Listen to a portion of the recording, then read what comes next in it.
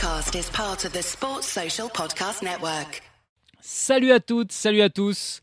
La deuxième étape de la Vuelta aujourd'hui et c'est déjà la première arrivée au sommet. Alors on peut pas appeler ça de la montagne pure et dure, mais ça sera quand même compliqué pour les grosses cuisses, pour un Jasper Philipsen notamment de garder son maillot rouge parce que les 5 derniers kilomètres sont à 6,4% de moyenne et en fait c'est un peu exponentiel quoi. Plus on avance et plus ça grimpe et le dernier kilomètre est plutôt autour de 8-9% de moyenne.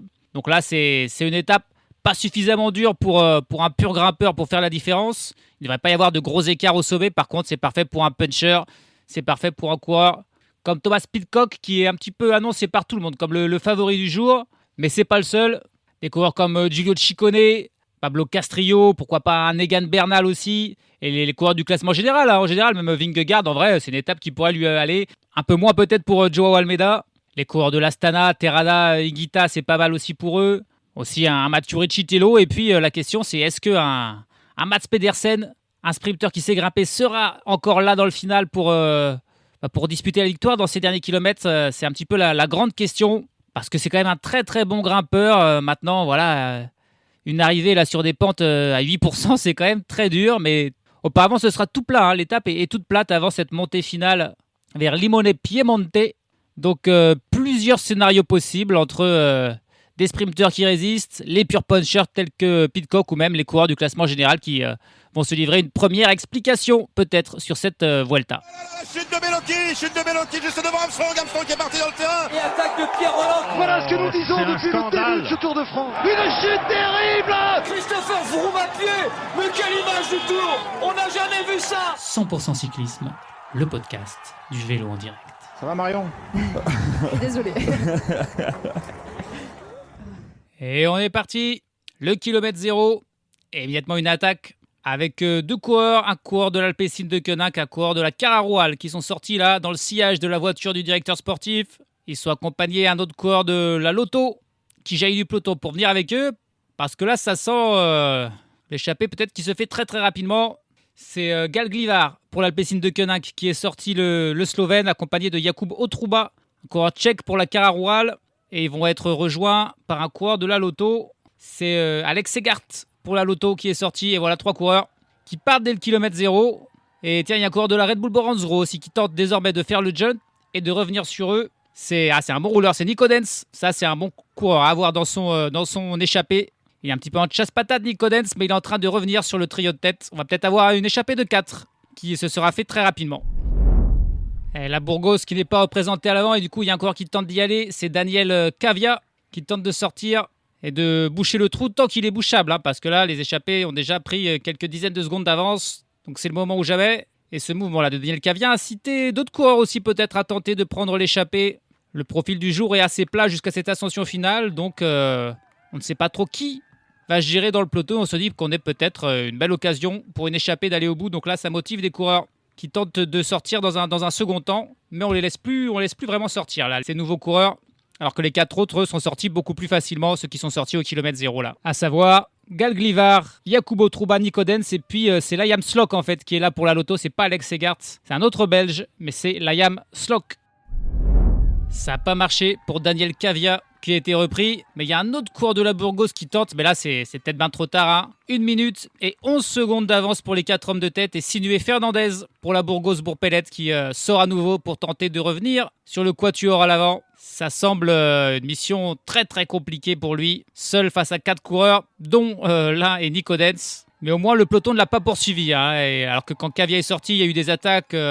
Ça a suivi là, on l'a laissé sortir tout seul, Sinué Fernandez, et à lui d'avoir les jambes pour tenter de rentrer sur la tête de la course. Ah, étonnant là ce qui est en train de se passer, Nico Denz qui finalement se relève. Il avait peut-être pas prévu d'être dans l'échappée, il s'y est retrouvé, je sais pas, sans le vouloir, pourtant non, si, il a attaqué tout seul pour revenir sur la tête de la course, mais non, là, dans la voiture d'action, on lui a dit reviens au service de ton leader, au service de Jay Hindley, ça sert à rien. Et du coup, Nico Denz se relève, il n'y a plus que 3 hommes en tête, Gal Glivar, Jakub Otruba et Liam Slock, qui ont 2 minutes et 50 secondes d'avance sur le peloton. On est à 145 km de l'arrivée. Nico Denz s'est relevé. Il y a toujours Sinué Fernandez quelque part en poursuite des hommes de tête. Sacré effort qu'il a fait Sinué Fernandez, mais il a réussi à revenir sur la tête de la course. On a donc de nouveau 4 hommes à l'avant, mais avec Sinué Fernandez en lieu et place de Nico Denz. Pas sûr que Liam Slock, Jacobo Trouba et Gaglivar soient gagnés au change d'un Nico Denz en pleine forme à la place d'un Sinuhe Fernandez qui arrive forcément un petit peu fatigué de son effort. Et puis l'écart avec le peloton qui a déjà diminué parce que la Q36.5 de Thomas Pidcock est aux avant-postes. Plus qu'1 minute 50 d'avance déjà. On est à 130 km de l'arrivée. Il y a une seule chose à aller chercher sur la route aujourd'hui. Il n'y a pas de point de la montagne, c'est seulement le petit sprint intermédiaire. Et on y arrive à 92 km de l'arrivée. Il y a 20 points à prendre au classement par points. Il y a aussi 6, 4 et 2 secondes à prendre pour les 3 premiers. Et puis, c'est les 5 premiers qui passent à ce sprint intermédiaire qui marqueront des points pour le classement du meilleur sprinter. Et donc, il y aura 10 points pour le 5e. Et ce 5e, ça sera un coureur du peloton. On verra s'il y aura des sprinters intéressés. En tout cas, là, c'est parti pour les échappées. C'est Liam Slock qui décide d'attaquer de très loin. Ah, il a surpris les autres. Il a surpris les autres et il va passer en tête. Il prend 20 points, il prend 6 secondes. D'ailleurs, c'est Jacobo Trouba qui prend la 2e place et Sinuhe Fernandez la 3e, Gaglivar 4e. Le peloton va passer très peu de temps après puisqu'il n'y a qu'1 minute 30 d'écart entre les échappés et le peloton. Un peloton qui arrive à son tour avec on lance Mats Pedersen qui semble être motivé. On voit le maillot rouge de Jasper Philipsen qui est aussi là. Coureur de l'Israël Première Tech, certainement Ethan Vernon. Oh, attention, il y avait un chien là sur la route qu'ils ont évité de... Oh, c'était chaud, il était en laisse, mais il était sur la route, il est rentré juste à temps. Allez, c'est parti pour le sprint. Un duel entre Ethan Vernon, qui est parfaitement lancé par Jake Stewart, je pense. Et c'est Vernon qui prend les 10 points. Mats Pedersen et Jasper Philipsen n'ont finalement pas trop insisté. Et c'est le coureur avec le maillot blanc de meilleur jeune sur les épaules qui prend les 10 points et qui peut-être va faire de ce maillot vert du meilleur sprinter une de ses objectifs. 53 km de l'arrivée et l'écart qui n'est pas bien grand, 1 minute et 25 secondes d'avance pour des échappés qui semblent partis pour une mission évidemment très compliquée. On voit la Q36.5 de Thomas Pidcock aux avant-postes du peloton. On a foi aujourd'hui bien sûr en Thomas Pidcock, c'est une arrivée qui lui convient. En tout cas, on a encore le temps de faire un petit focus sur un de ces échappés. Alors, parmi les 4 échappés, il n'y en a qu'un qui a déjà remporté des victoires dans sa carrière. C'est Jacobo Trouba, le Tchèque. Sinon, pour Gaglivar, Liam Slock et Sinuhe Fernandez, c'est un 0 pointé pour l'instant. Trouba, lui, à 27 ans, le coureur de la Cararoual, compte donc 2 victoires. L'ancien coureur de l'Elkov Casper, notamment, l'équipe tchèque, où il est resté 5 ans avant de rejoindre l'ATT Investment, une autre équipe tchèque de niveau continental, à savoir de 3e division. Et ce n'est que cette année que Jacobo Trouba a rejoint une équipe un petit peu plus professionnelle, à la Cararoual, une équipe de division Pro Tour, l'équipe espagnole. Et c'était pourtant quand il faisait partie de ces équipes de 3e division qu'il a remporté ses 2 succès, une étape du Tour de Roumanie en 2022 et le championnat de République tchèque, le chrono, en 2023. Voilà pour les 2 victoires de Jacob Trouba. Alors, c'est évidemment pas les plus impressionnantes victoires de l'histoire, mais ça reste des victoires pros que certains coureurs ne font jamais en carrière. Donc, c'est beau pour ce coureur qui participe aujourd'hui au premier grand tour de sa carrière, Jacobo Trouba. Il est donc ravi d'être à l'avant, même s'il sait qu'il a peu de chances de gagner. Tout comme ses compagnons d'échappée, pour lui, c'est évidemment quelque chose de magnifique, de formateur. Cette saison, on l'a aussi vu quand même sur Paris-Nice. Il était là sur Paris-Nice, il avait passé d'ailleurs une journée à l'avant lors de la 6e étape. Et voilà, quand on a 27 ans et qu'on découvre son premier grand tour, on prend du plaisir à être à l'avant, même si les chances de victoire sont quasi nulles. Il y a une seule petite bosse, en vérité, avant l'ascension finale. Et les coureurs de tête qui viennent de la passer, et elle était fatale à Sinuhe Fernandez, là, qui paye aussi peut-être ses efforts de tout à l'heure. Il est distancé par ses compagnons d'échappée, Liam Slock, Jacobo Trouba et Gaglivar, qui sont désormais 3 en tête. Fernandez, à mon avis, est irrémédiablement lâché, là, l'Espagnol de la Burgos. Et puis, l'écart qui a grandi quand même avec le peloton. Il y a 2 minutes et 15 secondes d'avance désormais. C'est toujours que la Q36.5 qui travaille en tête de ce peloton. Et ils sont peut-être rapprochés un peu trop près. Ils ont lâché le pied et désormais, ils reprennent un petit peu la poursuite. Mais voilà, on a redonné un petit peu du mou, du lest aux échappés qui ont du champ. Ça va quand même toujours bien sûr être très compliqué pour aller au bout parce qu'il reste encore 41 km avant l'arrivée. Et puis attention parce qu'il pleut des cordes désormais sur l'Italie. Et là, on nous annonce une chute. Alors, on ne l'a pas vu, mais Guillaume Martin, a priori, est tombé. On espère que ça va, qu'il va réussir à rentrer dans le peloton. Mais là, on annonce la chute de Guillaume Martin. La route est complètement détrempée. Là, il y avait forcément une descente après cette petite bosse. Et il est a priori tombé. Il faut faire attention. On peut perdre gros sur une étape comme ça, sans grand danger. Mais là, la pluie rend chaque descente, chaque virage un petit peu dangereux. Et ça a fait une première victime avec Guillaume Martin. On va suivre les nouvelles et espérer que ça va aller pour le Français. Encore une chute là pour un coureur tout seul, c'est George Bennett pour l'Israël Première Tech qui est tombé. Il boitille, il est tombé tout seul mais il a l'air de s'être fait mal quand même. Il a du mal à repartir et puis la mauvaise nouvelle, hein, Guillaume Martin, on l'a pas vu.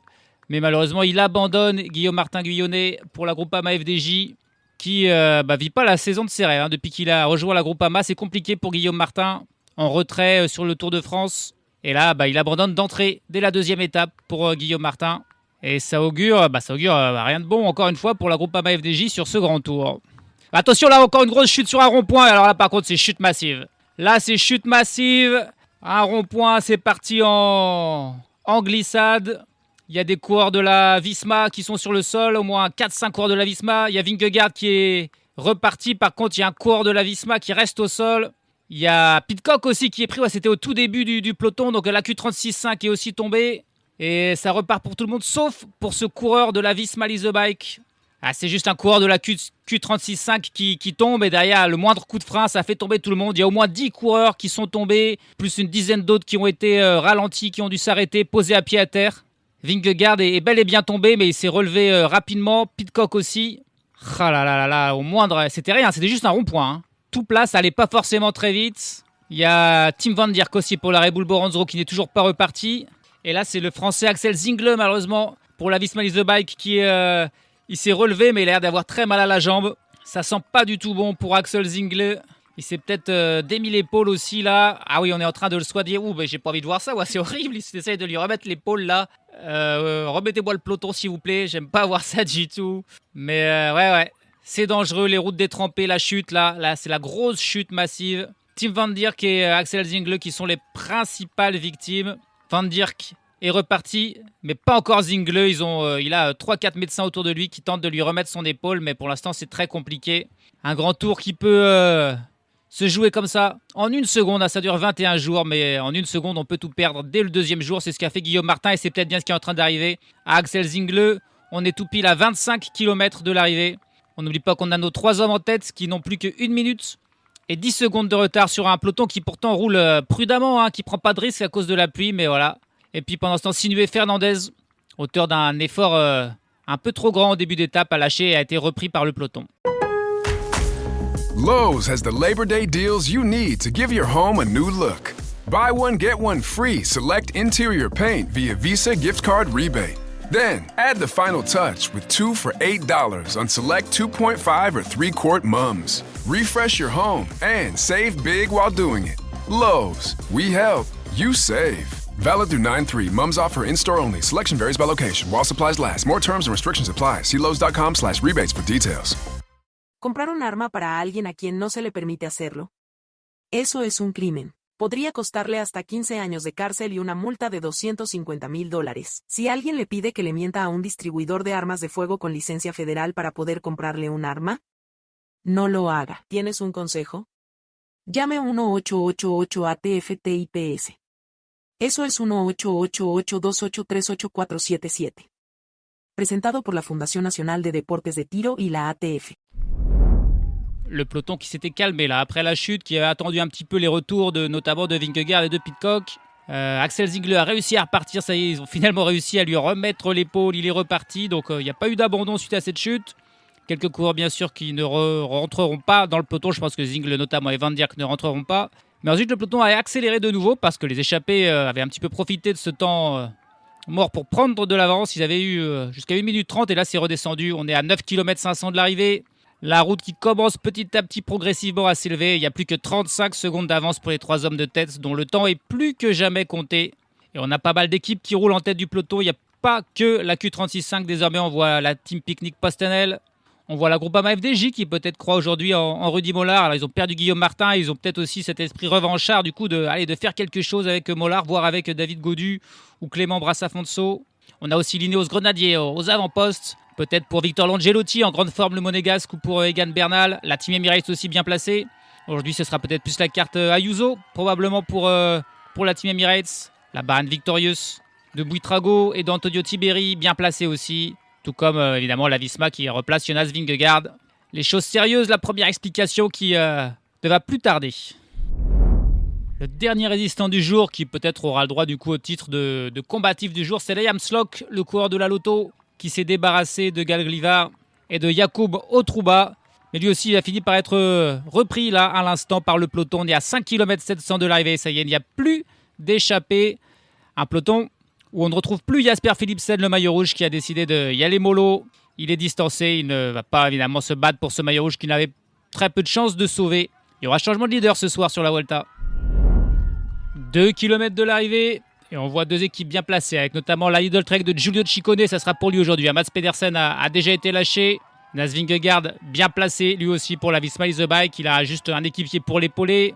Je vois Egan Bernal dans les premières positions aussi. Ben O'Connor aussi dans les toutes premières positions. Mais c'est un peloton d'encore au moins 60-70 coureurs qui est là. Même si tous ne pourront pas se disputer la victoire, parce qu'on va rentrer là dans les pourcentages les plus difficiles. Ceux à 8-9%. Ça va exploser de partout, même si pour l'instant il n'y a pas d'attaque. Todd Pidcock qui est aussi là, bien placé, un coureur de la Movistar aussi, qui est là certainement Pablo Castrillo, Marc Soler qui tente de remonter, Almeida et Ayuso, Valentin Paré-Pinte que je vois aussi là dans les premières positions, Santiago Buitrago, mais c'est vraiment la Lidl Trek qui fait le principal tempo dans ce final, avec Ciccone qui est amené du mieux possible pour aller chercher la victoire. Et c'est Vingegaard qui est directement dans la roue de Ciccone. Qui y a d'autres encore pas la joie. Mathieu Recitello qui est là bien placé. On a Kevin Vermark aussi, tiens, pour la Picnic Postenel qui est plutôt bien placé. Mais pas d'attaque. Hein. On continue de monter au train mis par la Lidl Trek. On approche, on passe même là, la flamme rouge. Ça va être au final un sprint entre favoris, entre coureurs du classement général à peu près qui est là. Pidcock dans la roue de Vingegaard. Hindley aussi très bien placé.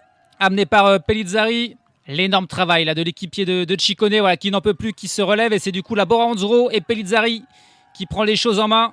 Il a Ciccone toujours en deuxième position. Vingegaard dans la roue. Ayuso bien placé. Pidcock en cinquième position. Mais encore 700 mètres de l'arrivée. Où on arrive dans une zone de brouillard là. Ça va être un petit peu compliqué peut-être de voir les coureurs. Qui va être le premier à lancer? On a toujours le trio. Ciccone, Vingegaard, Pidcock qui est vraiment le mieux placé.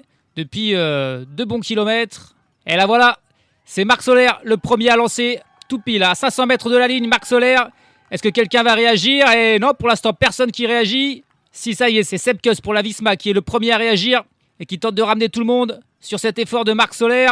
Jonas Vingegaard qui fait un petit écart pour reprendre la roue de Sepp Kuss. Et on revient sur Marc Soler, ça n'aura pas marché. Pidcock toujours parfaitement bien placé. On a, tiens, David Gaudu aussi qui est là, qui remonte dans la roue de Félix Gall qui est aussi là. Et c'est Félix Gall qui est désormais d'ailleurs en tête avec Pidcock dans sa roue. Vingegaard en troisième position. Ciccone qui lance avec Bernal aussi dans sa roue. On est dans le brouillard total. Giulio Ciccone qui est en tête désormais avec Vingegaard dans sa roue. Bernal en troisième position. Gaudu aussi qui remonte. Ciccone toujours en tête. Au moment où Vingegaard tente de le déborder, ça va être jusque sur la ligne entre Vingegaard et Ciccone. Oh bah je sais pas. Ah, c'est Vingegaard qui semble lever la main, qui a dû le passer, sauter Ciccone sur la roue. D'ailleurs, Ciccone, lui, a ragé de dépit. Donc, c'est bien la victoire pour Vingegaard, mais ça ne va pas jouer pour grand-chose. Et il me semble bien que c'est David Gaudu qui vient faire la 3e place. Et Egan Bernal, 4e. Et ben voilà, il n'aura pas fallu attendre longtemps pour voir Jonas Vingegaard s'emparer du maillot rouge dès la 2e étape. Hein. Il va devenir, bien sûr, le nouveau leader. Lui qui est tombé, qui a le coude un petit peu en sang. Hein. Tout à l'heure, il a fait une énorme glissade d'au moins 10 mètres. Sur le bitume mouillé, il s'est pas vraiment fait mal, mais quand même, des petites abrasions, un petit choc, et ben ça l'a pas empêché d'aller s'imposer. C'est vrai que c'était une ascension dure hein, sur le final. On a vu les coureurs aller puiser dans leurs réserves. Thomas Pidcock d'ailleurs, j'ai pas vu combien il a fait, mais il était plus tout à fait là. C'était trop pentu pour lui. Et Ciccone, il est vraiment resté en tête tout du long, mais à la toute fin, Jonas Vingegaard a réussi à le dépasser, le sauter sur la ligne. Et là, on voit le ralenti des 50 derniers mètres avec Ciccone qui est en tête là dans ce dernier virage. Et Vingegaard qui décidément a vraiment amélioré son punch et son sprint cette année parce qu'il arrive à rattraper. Oh, ça se joue vraiment sur la ligne. Ouais, c'est de pas grand-chose pour Vingegaard. D'un quart de roue, il va aller doubler Ciccone, normalement meilleur puncher. Et derrière, un joli duel entre Egan Bernal et David Gaudu pour la 3 et 4e place. Mais c'est David Gaudu qui va aussi être très content de cette 3e place. Également Bernal, c'est magnifique de le voir là, après son terrible accident, d'aller chercher une belle place sur cette Vuelta. On espère qu'il en gagnera une. Mais ça ne sera pas aujourd'hui, parce qu'aujourd'hui, c'est Jonas Vingegaard qui s'impose. Après 2 victoires d'étape sur la Vuelta en 2023, voilà, donc la 3e pour lui en 2025. Et à noter que c'est la première fois de sa carrière qu'il porte un maillot distinctif sur un autre grand tour que le Tour de France. Il n'a jamais porté le maillot rose sur le Giro ou le maillot rouge sur la Vuelta. C'est chose faite désormais pour lui. Pour sa 3e Vuelta, il est désormais le leader.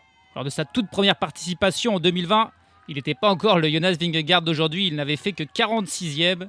Et puis en 2023, il avait terminé 2e. Il avait un petit peu offert la Vuelta d'ailleurs à Sepp Kuss. Désormais, c'est lui le leader incontesté. Il s'impose donc devant un Giulio Ciccone qui va être déçu. Il aurait pu lui aussi prendre le maillot rouge. Chez lui en Italie qui plus est. Et puis David Gaudu, belle 3e place.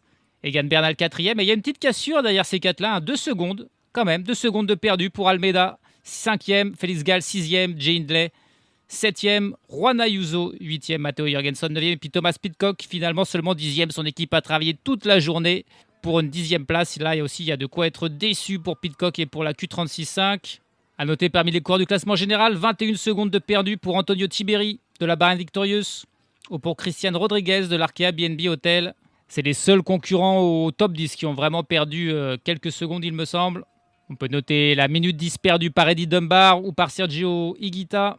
Emmanuel Bourman, le leader de la Cofidis, qui n'est décidément pas en grande forme, lui perd 1 minute 29. Déception aussi peut-être pour Magnus Sheffield de la Ineos Grenadier qui termine loin à 3 minutes 34. Et puis le dernier du jour, c'est Axel Zingle, tombé, épaule déboîtée, puis remise. Il termine à 24 minutes et 5 secondes du vainqueur du jour. Mais au moins, il termine, ce qui n'est pas le cas de l'autre Français qui est tombé, Guillaume Martin, le coureur de la groupe FDJ, qui abandonne. Et la 3e place de David Gaudu sera une bien maigre consolation face à cet abandon pour la Groupama. Au classement général, évidemment, Vingegaard, nouveau leader avec 4 secondes d'avance sur Ciccone, 6 sur Gaudu, 10 sur Bernal et 12 sur les autres favoris. Classement par points, Jasper Philipsen garde son maillot de meilleur sprinter parce qu'il n'y avait que 30 points à prendre là aujourd'hui. C'était pas une étape de sprint, c'était une étape de punch, donc il n'y avait pas 50 mais 30 points à prendre. Il devance Ethan Vernon et Jonas Vingegaard dans ce classement. Et puis au classement de la montagne, là par contre il y avait des points à prendre au sommet et c'est Jonas Vingegaard qui en s'imposant devient le leader de ce classement de la montagne devant Alessandro Verret et Giulio Ciccone. Changement aussi au classement du meilleur jeune, Juan Ayuso, qui est très certainement le grand favori pour ce maillot de meilleur jeune. Et désormais leader devant Junior Le Cerf et Valentin Paré-Peintre, mais ils sont tous dans le même temps. Demain, la 3e étape, un profil un petit peu similaire, mais quand même plus facile qu'aujourd'hui. Il y aura en plus une ascension cette fois-ci en cours d'étape de 6 km à 6,5%. Et le final est certes en montée, mais avec des pourcentages moindres. Les 2 derniers kilomètres sont à 3,5% de moyenne. Donc ça sera plus facile. Et là, un coureur comme Mats Pedersen, qui n'était pas là aujourd'hui, pourrait être là dans le final. Et peut-être aussi d'autres sprinteurs. Ce serait étonnant là de voir Jonas Vingegaard encore s'imposer demain ou même voir les coureurs au classement général s'écharper. Ça sera plus pour les sprinteurs punchers. Salut à tous, salut à toutes.